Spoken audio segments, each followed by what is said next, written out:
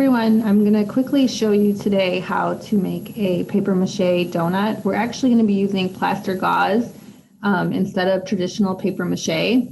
We are doing this as kind of a tribute, or I guess we could say we're inspired by this artist, Wayne Thiebaud. Wayne Thiebaud was an artist and illustrator. He worked for Disney for a number of years, but was most famous for his paintings of desserts. So ice creams, donuts, cake.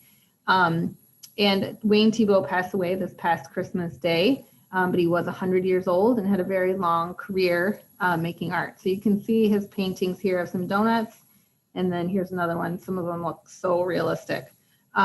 We are gonna make a paper mache donut, and I will go grab the sample and show you. This is a little bit hard to show on the document camera just because it's a big thing to be rolling up, but I'm going to do my best and hope that you can see each step. So I'm going to switch cameras. The first thing you're going to want to do is start with about 5 pieces of newspaper. Let me grab the example. Unfold the newspaper and start with this is an example of what our donut is going to look like when we're all done and it's painted. And we can use some puffy paint and really decorate it. Okay, so you're going to take your 5 pieces of newspaper. They are laid out on a diagonal. I know you can't fully see that in the screen. I will show you. I'll hold it up so you can see. I think you can see this way better. So you want them on a diagonal like this. Okay, kind of almost like a diamond shape. Then you're going to roll them. I'm not rolling super tight, but just roll this up.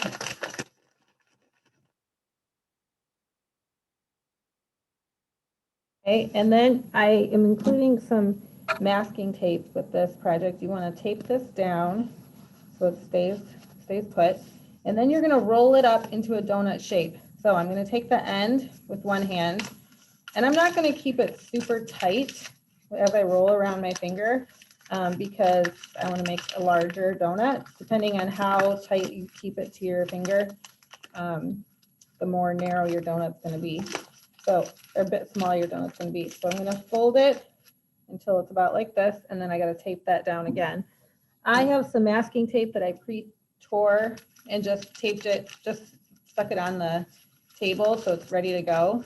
But you want to tape that down and secure that. Then I like to kind of squish mine a little bit to kind of form it. It is pretty tough, but to kind of give it a little bit more, because this surface here, that's where the frosting would go. So if it's really narrow, you can take some additional newspaper and just do that same process again and tape another row.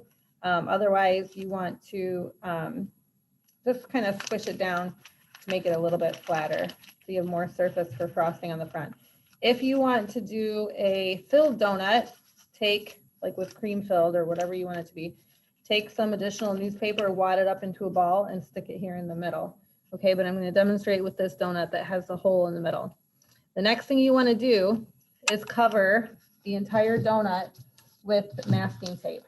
Okay, so like I said, I have some pre-torn, and you want to wrap it around so that the entire thing is covered with masking tape. This process is necessary because it helps control the moisture when we start adding the plaster gauze. If you don't cover this with masking tape, the newspaper will start to get very mushy, and it's really hard to keep the shape of your donut.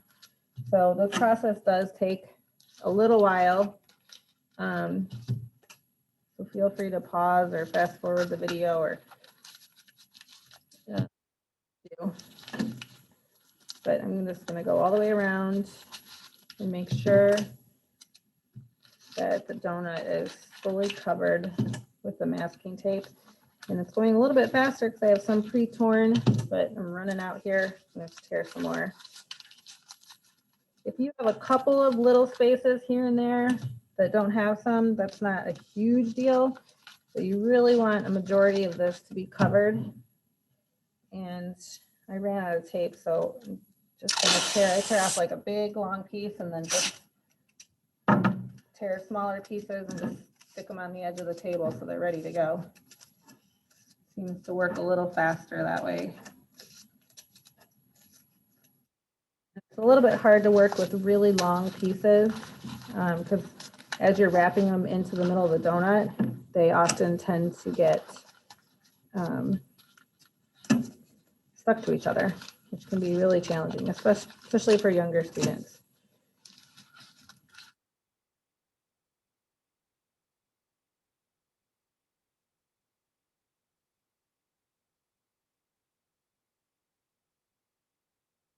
Have this covered. Really important to make sure you are not skipping that middle section. That's why we have to do this kind of wrapping process. Like I said, if you have a couple little spots that are not covered, that's not going to be a disaster. You'll still keep its shape, but you want to have a majority of it done.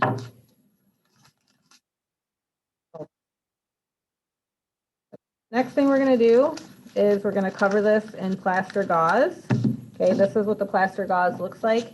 It's extremely messy, so do not shake it. The dust will just start falling off all over.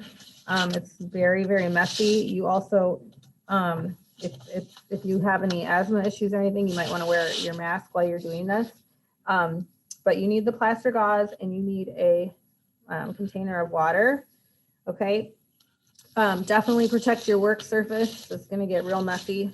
You can see it's just falling off the gauze. It's almost like we're putting a cast on our donut. Okay, so you're going to dip this in the water. Make sure it's fully in the water. And then you're going to wrap it around the donut. Make sure it kind of sticks to each other as you go around. And then you just use your fingers to smooth out any of the texture that's remaining. You want to cover the whole donut in at least 2 layers. That's really going to help you make a nice smooth surface. So then sometimes I like to kind of like let some of the excess water drip off. Some people like to use their fingers and just take some of that excess water off. You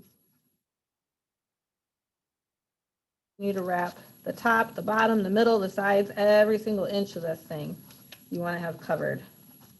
And as you kind of push it together and smooth it with your fingers, it will start to lose that waffle texture pattern. Okay, and so you're going to keep doing that. That's going to be the last step for today. Want to make sure you get the whole donut covered with 2 layers.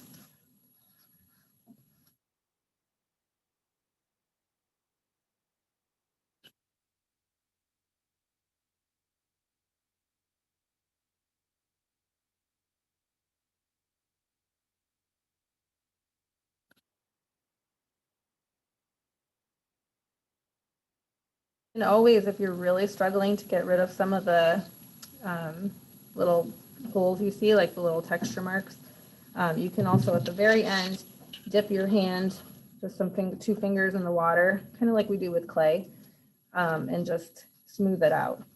Okay. About a couple spots here, and then I'll have my first layer on. Part about doing the second layer is remembering where you left off. So kind of try to just start in one spot and work your way around. If it ends up that there's a spot that didn't get 2 layers, it's not going to be a disaster. But you want to try to get 2 layers on the entire donut.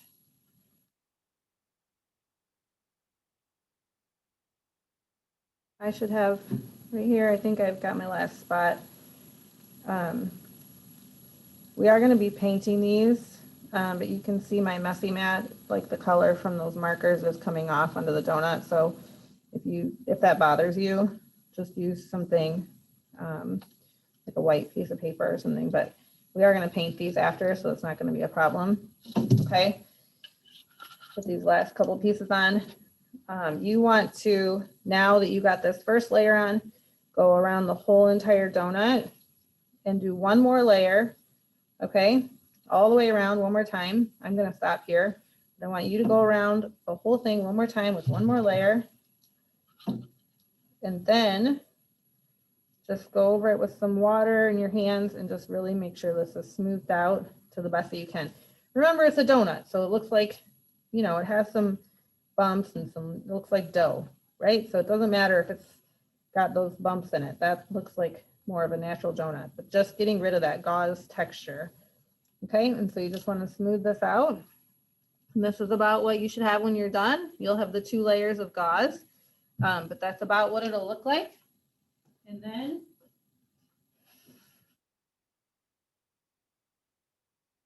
when you clean up your work surface, make sure you're really careful about just rolling this up and then putting it in the garbage so that you don't have the dust going everywhere.